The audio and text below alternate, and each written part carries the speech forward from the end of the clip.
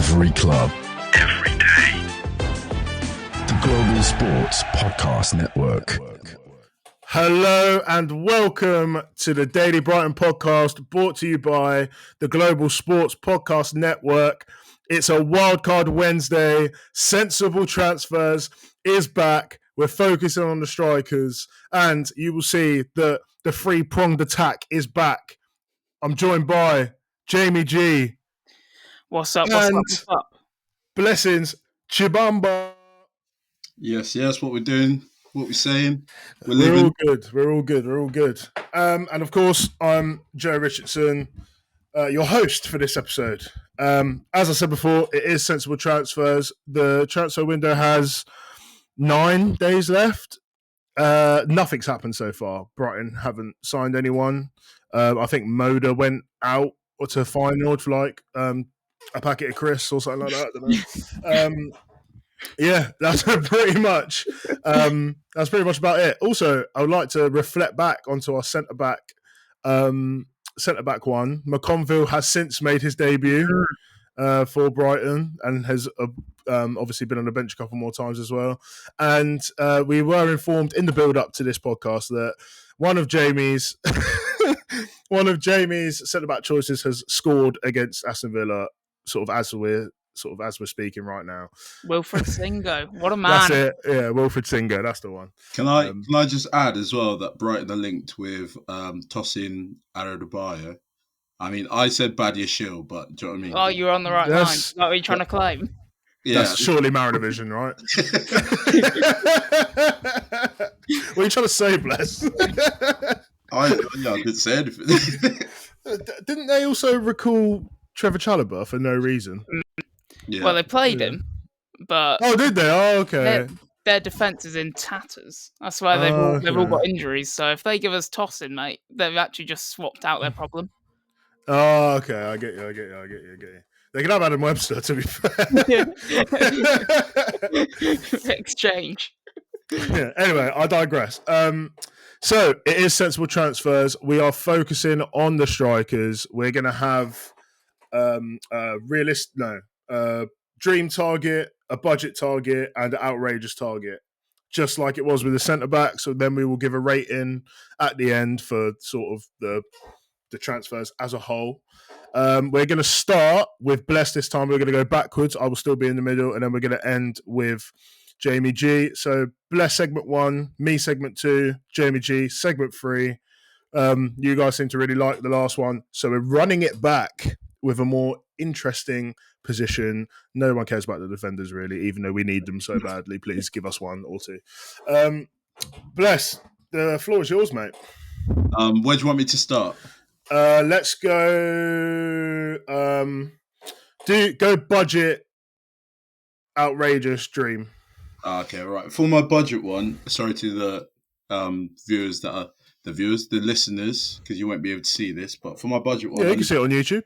I need to just change something. Oh, is it? Oh, he's going to go Patson Daka. No, mate.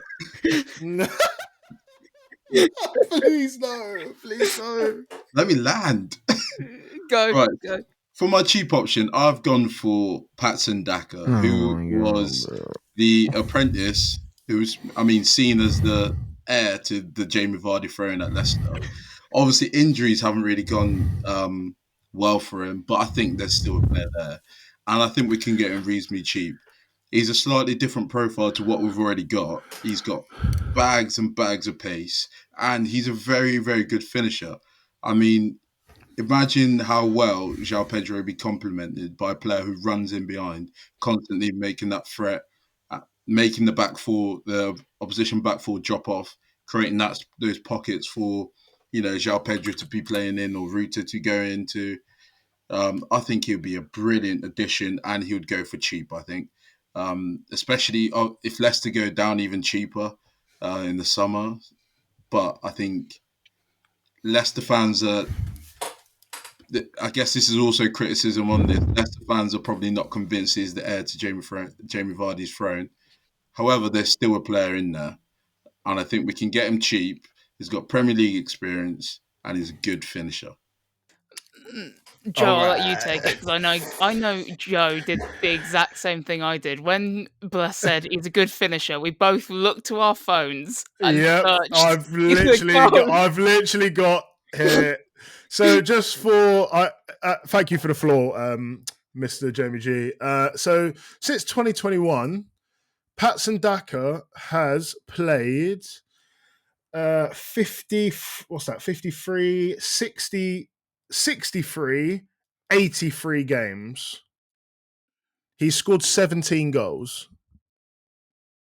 Not quite the finisher. Not quite the deadly finisher that we are being sold here.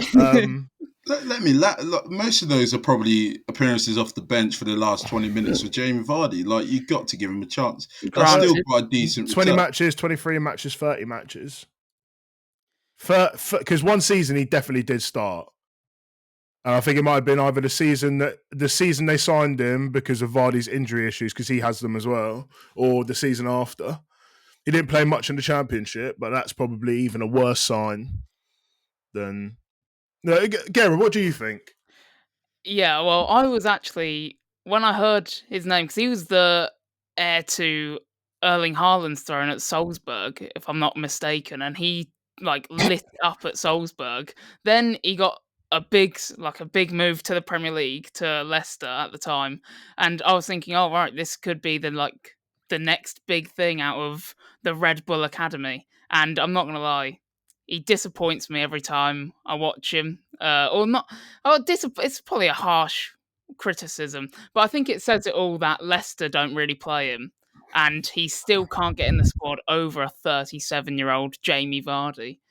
And I think when we spoke to the Leicester crossover, or the Leicester podcaster in our crossover, he said the fans weren't too keen on him. So that just doesn't really fill me with a lot of confidence about him. But I would say he was good in the past, and I feel like Bless, rightly so, has let his Zambian bias get slightly in the way. His allegiances to Zambia have come out here and maybe clouded his judgment slightly. This was an unbiased opinion. One thing you did say, he would be affordable and cheap. So that is a budget target. And he does have Premier League experience somewhat when he does play. So I wouldn't be buzzing about it, put it that way. But I'd go... It would need to be really cheap for me to be like, okay, fair enough. Do you know what I mean? But like you said, Gara, so the season before he joined Leicester, he scored 27 and 28 for Salzburg. Yeah. And do you know what? Like, it's there are aspects to his game that I really like. Like he plays off the shoulder really well. He's a very willing runner into the channels. He must be like 6+, 6'1", 6'2", maybe. He's quite a big lad. And you could obviously sort of mold him into that sort of Danny Welbeck role. But the issue with that is that, like, I don't think that technically he'd be able to do it. Do you know what I mean? I feel like that's it. I don't even really hate. I don't think it's an amazing shout. You've said worse that unfortunately we don't have on record. Willie Orban comes to mind, but even Badia Shield might be worse, to be honest. Like, I don't hate it, but like, to be fair, I'll allow it because it's a budget option. Do you know what I mean? We're not. You're not telling Tony Bloom to throw 50 million at him. So we'll let you go to your next player. Yeah. So my next player, this one, what's it? What outrageous next one. Outrageous. Yeah. Okay, this one's pretty outrageous, to be fair.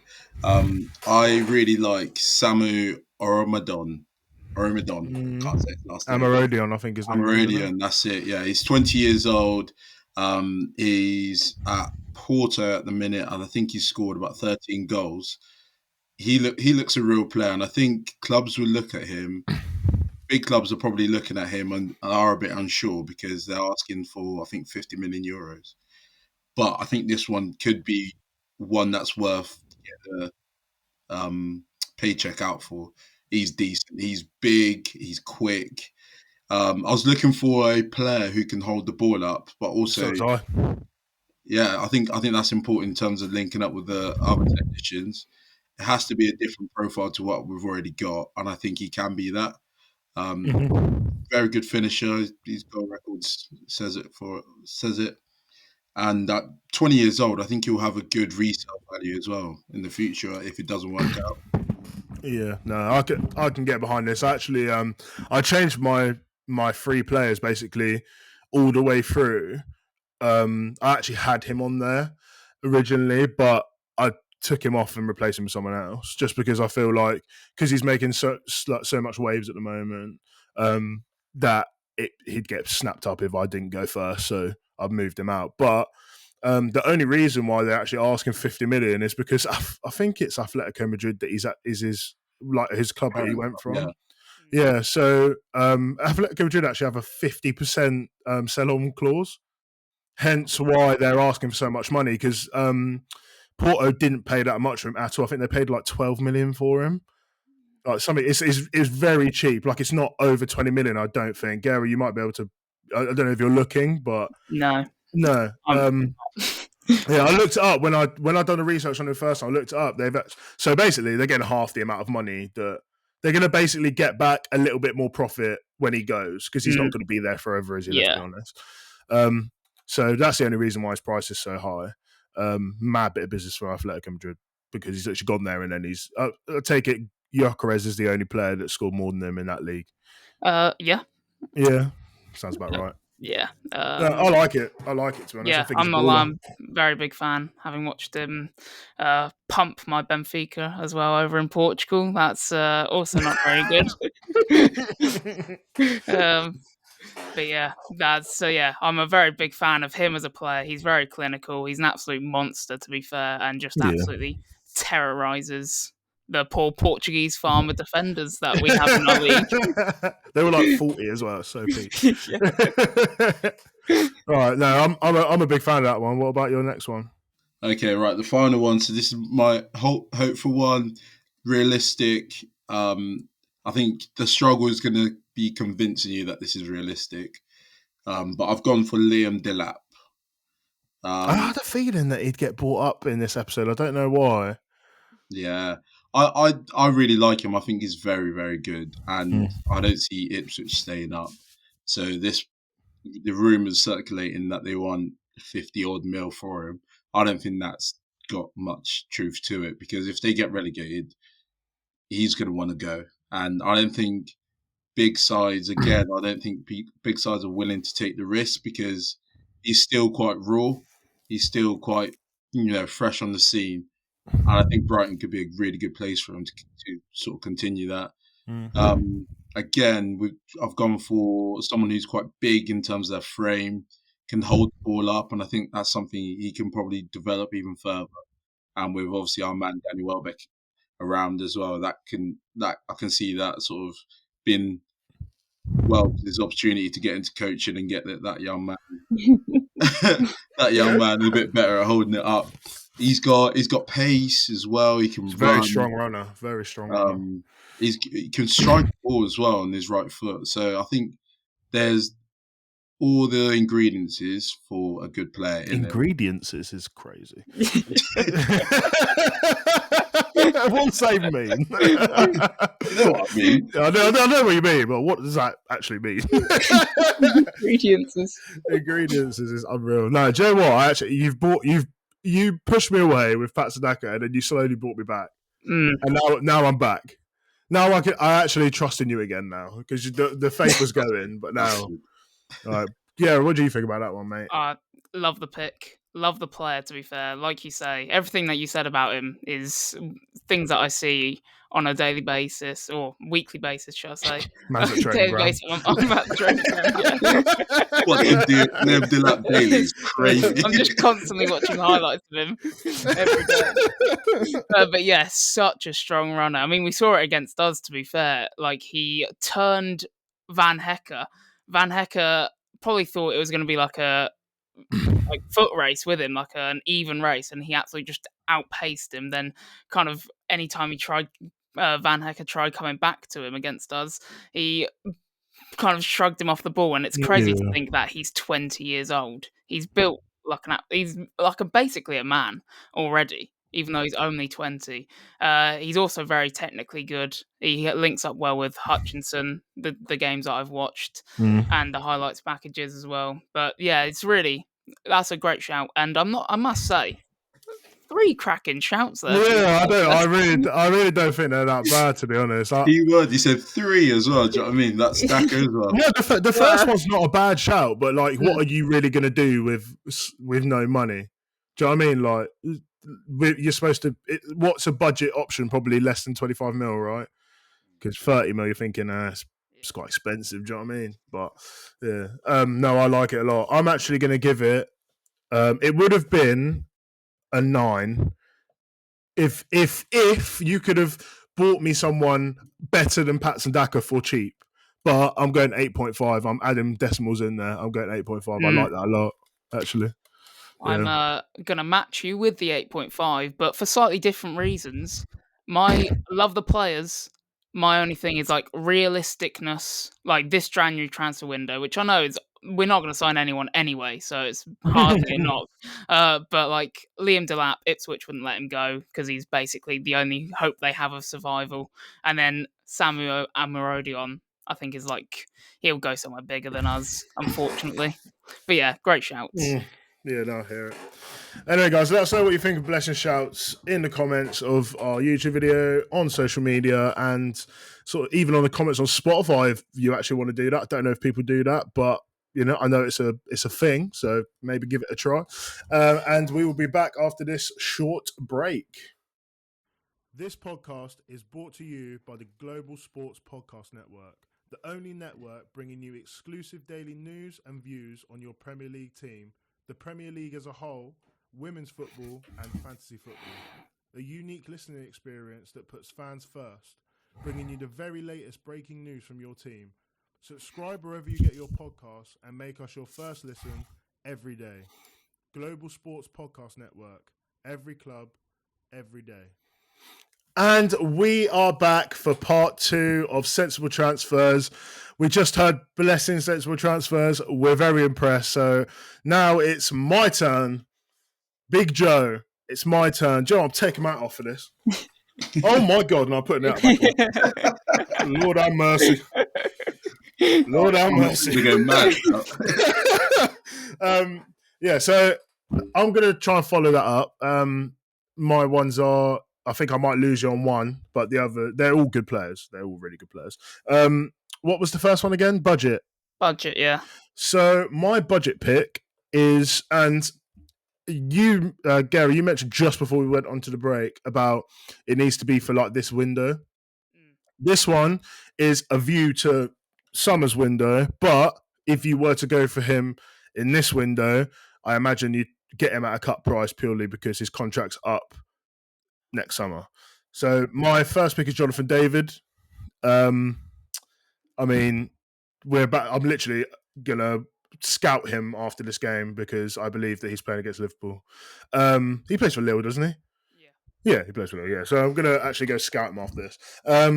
Yeah, he's strong, quick, eye for goal, and it's a bit weird actually because when I sort of go through the teams on FootMob and that, he doesn't always start. Don't know if that's because he's not signed a contract. It's possible, but he's also really young as well, and he is available on a free in the summer. Therefore, if you want to make your money, he's obviously not going to sign a contract because he's probably free to talk to. I've heard so many clubs are linked with him anyway, and he's free to sign a pre-contract, right? Because it's January.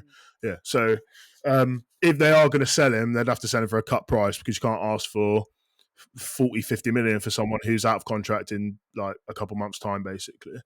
Yeah. And I just think that for nothing in the summer or even for 20 million, 25 million now, in a market that I feel like in the striking market now, the value's either too high or it's like for the top players or there's just no one really around. So I feel like you're getting one of the best young strikers in Europe for a cut price. And I still think that I don't feel like Jonathan David would go to Arsenal or Real Madrid, Barcelona, for example, now, but I feel like his next step is to sort of build his career and show that what he can do, and then maybe go on after that. Obviously, I hate to say that, but it is just sort of the way the cookie crumbles. So yeah, that's my first pick, Jonathan David of Lille. I like the player a lot, and like you say, he's very prolific, and I think he's taken 2 Liga. Where did he come from? I'm going to look it up.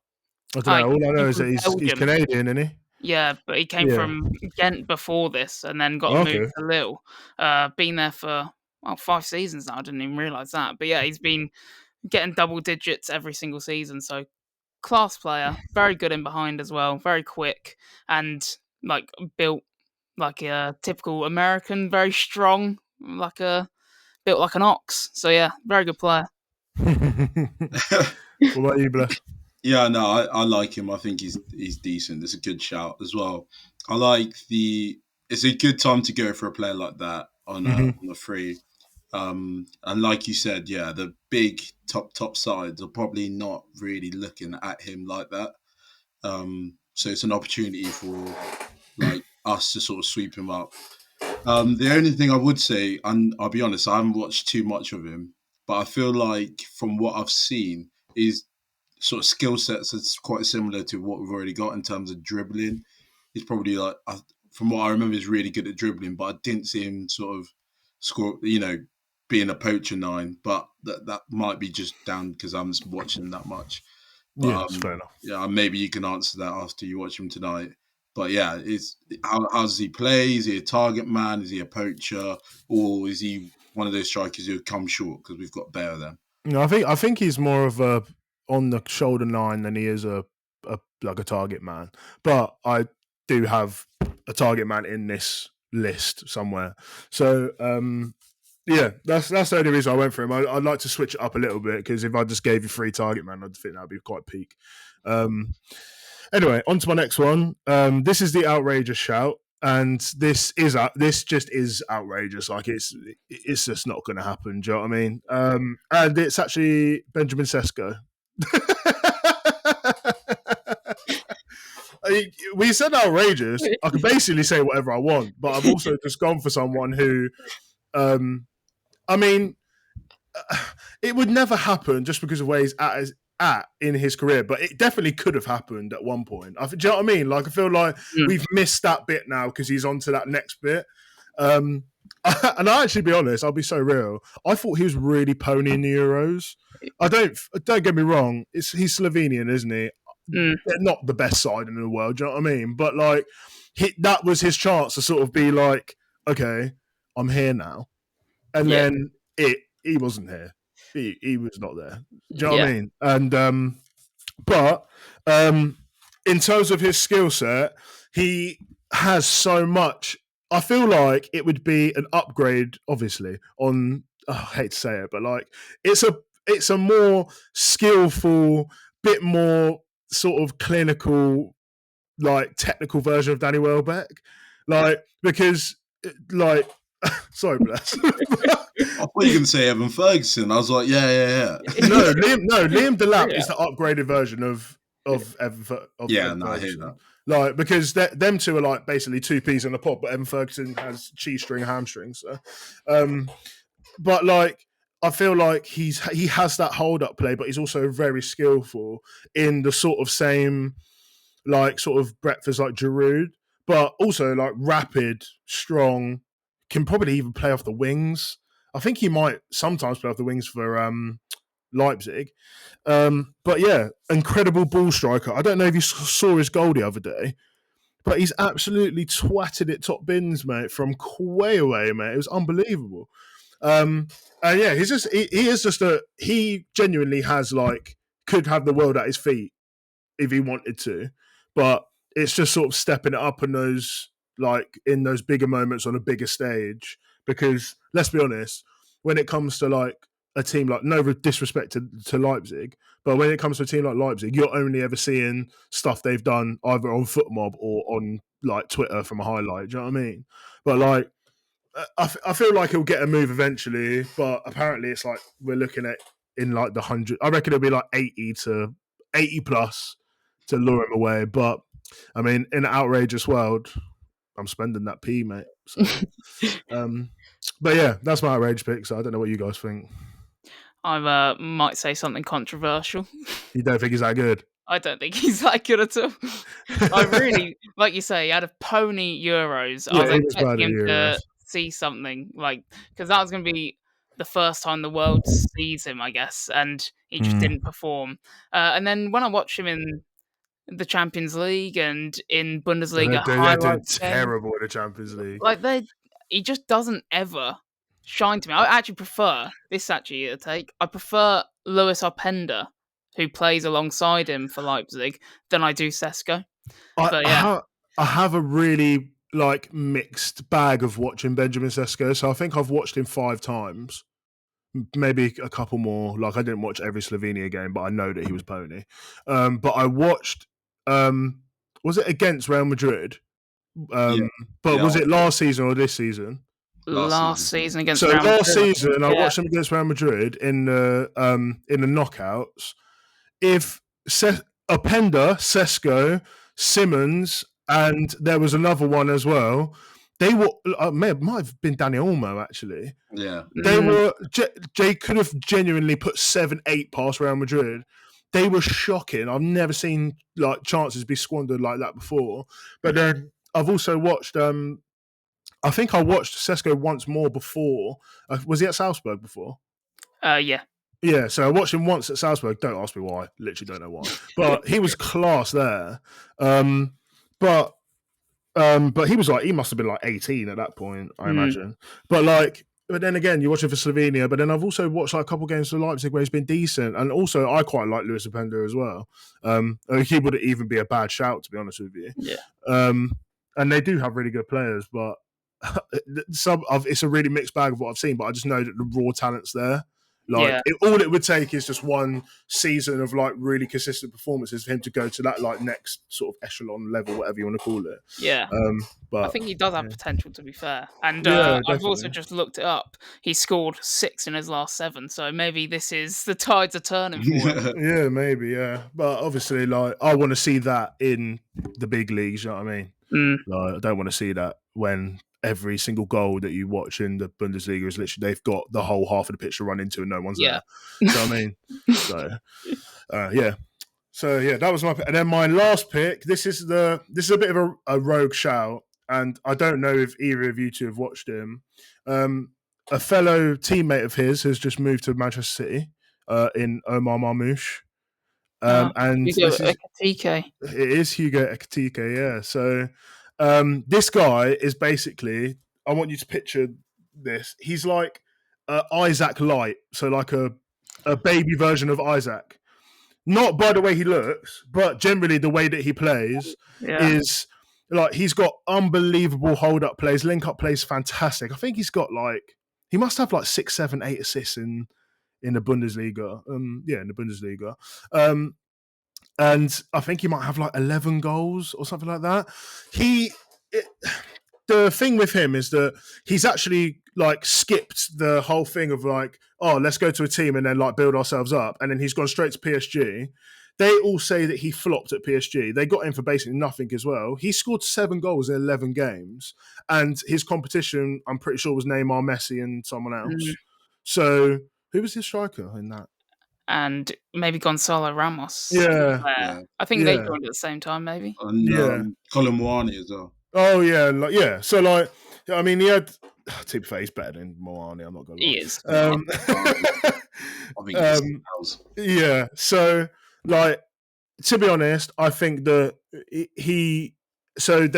I think he signed for 7 mil to PSG, scored 7 goals in 11 games, went on loan to Frankfurt, and then they made it permanent for 35 million. So I don't even think it's going to be a crazy amount of money to get him to come. But obviously, I don't think that they're going to be okay, we've just let Marmoush go, who's the top goal scorer in Bundesliga, and they'll be let's also let our striker go. That would be ridiculous. I also think they're trying to get into the Champions League. But he's just a class player. He's got literally got everything. And for a successor to Danny Welbeck's sort of role that he plays, I think it could be perfect. And I actually originally had I had someone else originally who I said for this position, and then I sort of saw a couple of like links about, because of the whole Isaac going to Arsenal maybe and all that. I then saw people saying like, oh, but what about this guy, sort of thing. And I already knew who he was, but like I just didn't know that he was doing the things that he was doing at that time. So I looked into it a bit more, and he's class, mate. Honestly, I think that for us, we don't need to replace like other players around that. We also you don't necessarily have to replace Danny Welbeck, but like you will eventually have to replace Danny Welbeck, but you need someone to be in there to do what he's doing. He can't play 38 games a season. Do you know what I mean? Like, it's ridiculous. He's like, how old is he? Like 35? Yeah. Like, do you know what I mean? Like, that's insane. And you need to, me and Bless had the same idea of bringing someone in who's similar to Danny Welbeck, but you bring the age down by 15 years and then you're sorted in that position for however long you want to go for. Do you know what I mean? So, yeah, those are my three. So, I'll throw it over to you guys. Yeah, I think Hugo Ekitike started at Rem as like came on the scene as like an 18-year-old. That's how he got this big move to PSG, and he was class for them. Yeah, like you say, didn't get the chance at PSG, got like thrown to the side. Kind of, they kill strikers though. Look at what they've done to Gonzalo Ramos as well, and Colomwani. Don't give him a chance.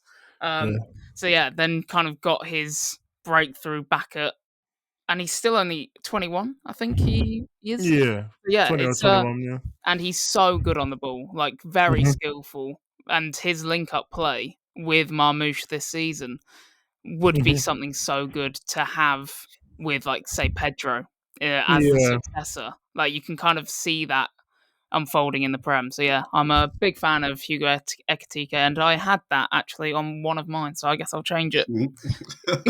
I was wondering if it was ever going to come where someone took someone else's one. Yeah, I'm a big fan as well. I think it's decent from what I've seen as well, and I don't know. It's one of them ones there where I'm like, do I see Brighton putting in like a £60 million bid? I just don't know. But I think it's 60 mil. Yeah, I reckon it would be expensive. They just sold Marmoush, and they don't need it. No, that's true. That's actually true. That's probably why, isn't it? They need a striker. Yeah. They can't sell both their strikers. So I think Marmoush playing the wing. He plays as like this. Well, he plays similar to what I believe João Pedro and Welbeck kind of do, where they're like strikers for each other, or second strikers, whatever you want to put it. Yeah, I hear it. I'll give you all three. I'm gonna say I'm for the players' quality, for the realism. I've docked Bless a point, so I'll dock you a point. I'm gonna go 8 out of 10. But the players are class. I'm actually taking that because the quality of our ranking altogether has been poor. So you need to. if Bless is going to give me like a 6 here, but like hopefully yours is also good, Gara, because then we actually can make a name for ourselves here. It's annoying because I thought the players were really good as well. I think all the transfers are a bit tricky though. This is hard. It's not Are we actually taking into consideration the realism of signing Benjamin Sesko and also the other player who's on a free? I think the wages will be tricky. I'm going to go 8.5. So okay, I'll take that. 8.5. I think I've swayed him just at the end there because Jonathan David can't be on that much. But he plays in the French league, can't be on that much. But he don't have Premier League money. To be fair, our highest paid player is on like 90k. So, and it's Kadioglu apparently. Really? That's mad. Apparently, yeah. Apparently. I'm not really a wage guy. I don't really care unless they give me some. Then anyway. We are going to go to another break. You're going to hear from our partners at Zencastr. And then Jamie G, the General, is up. He's like a computer. He knows everyone. But who is he going to pick for his free players? Find out after the break. Here at the Global Sports Podcast Network, we spent a lot of time selecting our delivery platform. Zencastr came out the clear winner with 4K video recording from your phone and AI editing that automatically removes all those ums and ahs. It's super easy to start a podcast that sounds great and is delivered efficiently. If you're ready to tell your story, check out the link in the show description to learn more about Zencastr. And we are back. It's the final segment of Sensible Transfers. I've just thrown my Pepsi at my second monitor and things aren't looking good. But, Jamie G, lay it on me, brother. Pause. Well, we'll go with the budget one to begin with, I guess. Do the same order. Yeah, I have gone for a man that, unlike Benjamin Sesko, lit it up in the Euros, and I've gone for Georgios Mikatatse as like a very budget option because Leon have no money. yeah, Leon have no money. That's option. Reason number one is Leon have no money. They need to sell. Otherwise, apparently they could get relegated. I'm not actually sure of that. How true that is. That is true. So they need to sell.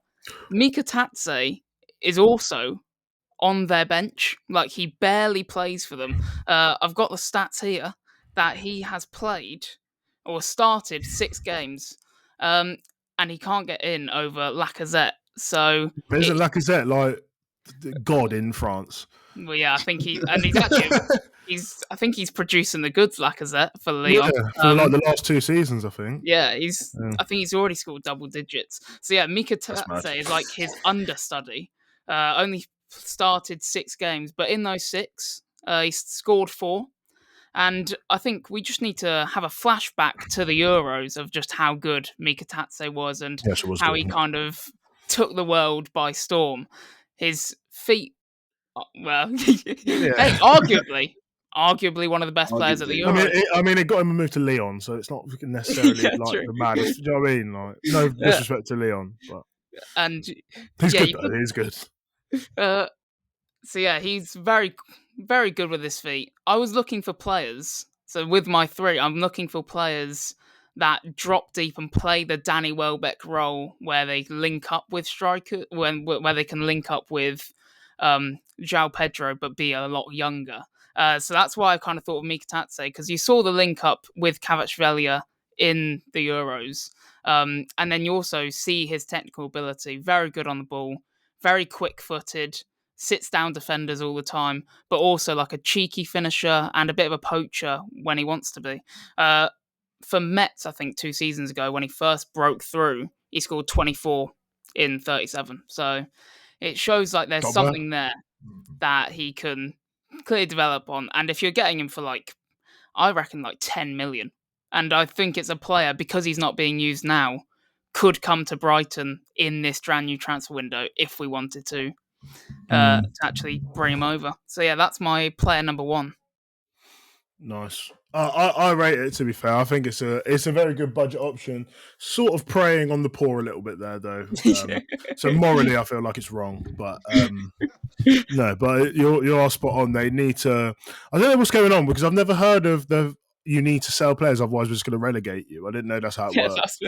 Is it not going to trial or something like that? Do you know what I mean? Hey, what happens in France stays in France. Yeah, apparently. That's true. Yeah, but yeah, no, I do like him as a player. He was really, really good in the Euros, but the Euros was the only time I've ever seen him play football. So, but I like the shout because he was very good.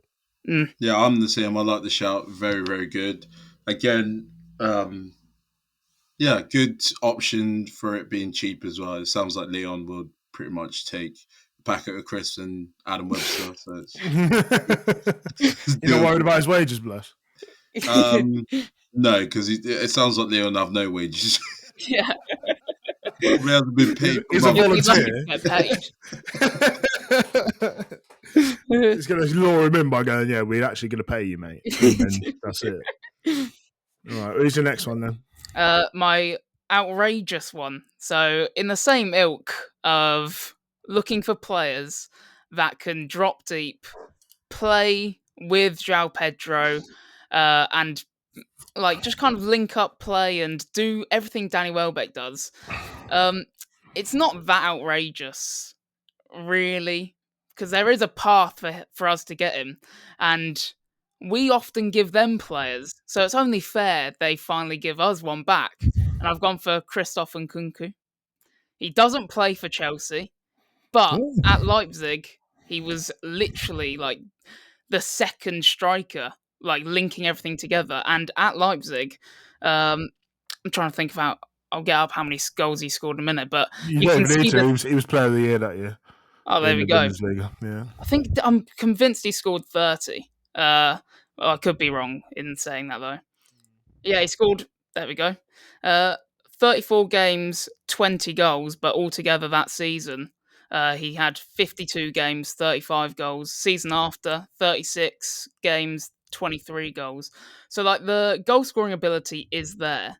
And I think Chelsea are just kind of using him wrong, or maybe don't know how to use him, or don't. But they're playing in the Conference League, and he's a French international. That's where Yeah. I think. To be fair, yeah. To be fair, I think that I don't think they also want him. So that's why I'm saying it's not that outrageous.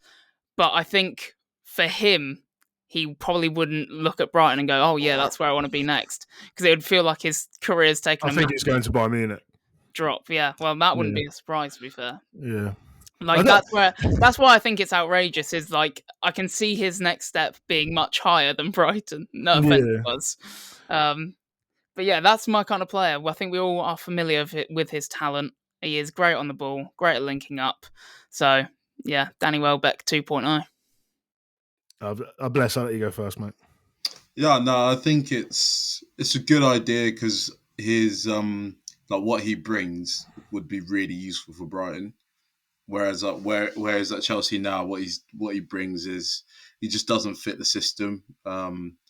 Because at Leipzig, his best moments were always with a partner up front, and Moretz just does not look like he wants to do that. So, yeah, at Brighton, obviously he can have a partner, João Pedro or Welbeck. I think he would do really well. Obviously, absolutely outrageous shout. I don't know why I'm saying he'll do really well. Like it's like he's signed a contract. He's sat there. He's like Munich, right? Hey, we've got the seaside. That's it. Pedal beat. Yeah, wait until he finds out there's rocks on it there. I think it's decent. The only thing is that, and to be fair, it doesn't really have anything to do with him as a player. I think he's class, but like, his agent just seems like the worst person ever. Because I remember hearing something when he first joined. He was obviously injured when he joined Chelsea, and apparently, his agent has asked. I think it's Poch at the time. I think his agent's asked Pochettino, why is he not playing, but he's injured. Like, that's mad. Do you know what I mean? Like, I don't understand how it could go so wrong for someone of that quality, like that, that caliber of player. Yeah. Do you know what I mean? Like, I know that it obviously didn't help I reckon if he literally wasn't injured when he first joined, he'd be all right. He'd probably be like starting every week, but yeah, it's just gone terribly wrong for him. But that's why he needs to refresh at Brighton. Yeah, he needs to a stick of rock or whatever, and some ice cream and a donut or something, and then he'll be all right. Do you know what I mean? I rate him a lot. I like that one. Who's your dream one? My slightly hopeful realistic one. Yeah. This isn't. Now, I would say this isn't a player like I've described. This is more of a poacher. But I've scoured. You've kind of taken my Hugo Ekitike one. So my backup was going to be Santiago Jiménez for Feyenoord. Feyenoord, yeah. Because we've already stolen Matt Swiffer. Arne Slot's gone as well. Oh, can we send him back? Yeah, I was going to say Matt Swiffer. We can swap them. Hopefully, we can just get a swap. We actually bought the wrong one. We meant we want that guy. Not this one that's with us. That's what we should do. So there's a way for him to come to our club already. We just do an exchange with Matt Swiffer. We claim that's not the product we ordered. But yeah. Santiago Jiménez is actually a class little poacher. Like he's always in. All of his goals are kind of in and around the box, which is something I feel we don't have. And actually, I know we don't have because what he offers is someone that is just going to shoot. And there's one thing I've complained about so much on these podcasts and the reviews is how Brighton just don't shoot. Like they try and pass the ball into the net every single time we're in the box. Whereas Jiménez, I have some stats here, of course I do. He has his XG of 5.8, but he scored 6 in his last 8. So that's 0.9 goals per 90. So clinical is something to say about him. And then I feel like people always use XG wrong, and it really winds me up because people sometimes go like, oh yeah, he's got a 12 XG, but he's only scored 4. That means he's missed about 8 blatant chances. Whereas at least with Jimenez having the same XG as the actual goals he scored means like he's clinical and will shoot and isn't afraid of shooting. But yeah, the only concern is Matt Swiffer hasn't been great. He came from the same league. I think if you look over to United as well, they've had players, Anthony. All of them. Yeah, that have come over and not been great. So I don't think the standard of the Eredivisie is very good and we can trust it, especially if you're going to like splash out 35 million for him. Yeah, but Cody Gakpo, he's doing all right, isn't he? Yeah, that's true. There's one success story. Yeah, I don't have any other off the top of my head, mate. No, neither. But yeah, that was my hopeful one. Yeah, no, do you know what? I actually like it, and there's one thing that I like about him, which is something that I heard on a YouTube video that I was watching. I don't know why I was watching a YouTube video about Feyenoord, but yeah. So apparently, when he he joined, and he was like awful at the start, and then I think Slot got his hands on him, and then he just exploded in the season where they won the league, I think. Because that whole thing of like when Slot was there for a while, and the whole thing was that he had one season where I think he was top. They were top by quite a lot of points, and they just cancelled their season for COVID. Like when COVID hit, they just cancelled it. But obviously, I don't know if he was in that team that won the league. I imagine he was, but yeah, they had someone else there who ended up moving, and then he stepped in, and then he banged like 25 goals or something like that. I quite like it, to be fair. I've actually never got to see him play because I think in the Man City game where they came back, I think he'd only just come back from quite a lengthy injury. Yeah, he didn't start the season this year because he's been injured to begin with. So he's only started I think the last 7 games. Yeah, so I didn't get the chance to actually watch him play, but I do feel like he has sort of everything that the sort of like theme of what we've all gone for in all of these picks. I feel like he does fit into that as well. Yeah, I'm not sure, to be honest. I just don't think the Eredivisie players coming to the Premier League, it just does not translate well. That's fair enough. Yeah, that is fair concern. One thing I would say, though, I'll admit, I've not seen much of him, and I have heard good things. I've heard it about his sort of ability in the box, lots of one-touch finishes. I'd love to see that, but yeah, I don't know about Feyenoord. Don't know about the Eredivisie. Not sure. Right. We need to give ratings, Bless. What are you going for? I'm going to go for a 7. I was a bit underwhelmed with the last one. Oh no. If Hugo Ekitike would have been higher. Yeah. Oh. Sorry, mate. I really liked your cheap one, but yeah, a bit underwhelmed with the last one. Who was the cheap one again? Mkhitaryan. Yeah, the cheap one was decent, to be fair. I'm going to give 7.5 because I think with the Nkunku one, I feel like if he wasn't, because I'm pretty sure he's like almost certain to join Bayern. If it wasn't for that, then I would probably give it an 8 because I like all the players. I quite like Jiménez, so it's just a difference in opinion. But because Nkunku is like, I know it's outrageous, but it's like it's impossible. I feel like at the moment. That one, yeah. Do you know what I mean? I reckon you're like 4 days out from that being like an Yeah. We did it last week. Yeah. But you said Benjamin Sesko, like. Do you know what I mean? Yeah, true. Yeah. What do you mean? You said Benjamin Sesko. Yeah, but it's not impossible. That's impossible, man. Well, it's not impossible. If you throw enough money at them, if you throw because if Nkunku signs for if he signs for Bayern Munich, you can't sign him. Do you know what I mean? Whereas with Sesko, it's not done yet. Though, the door's still open. If we just give him 80 million, we might as well get Gyökeres for it. You got rated mine higher, so yeah, I want to take it back. Yeah, I was actually being too kind. I mean, he said Patson Daka, so do you know what I mean? Like, that's literally the worst shout of the whole evening. Do you know what I mean? So anyway, so I'm going to give it a 7.5. I don't know. I'm not doing the maths.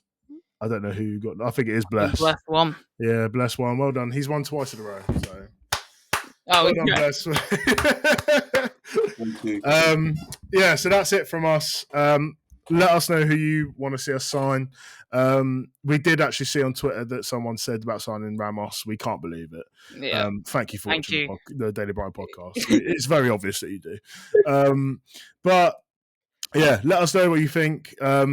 Leave us a 5-star. I'm not really one to beg for reviews, but leave us a 5-star review on Spotify.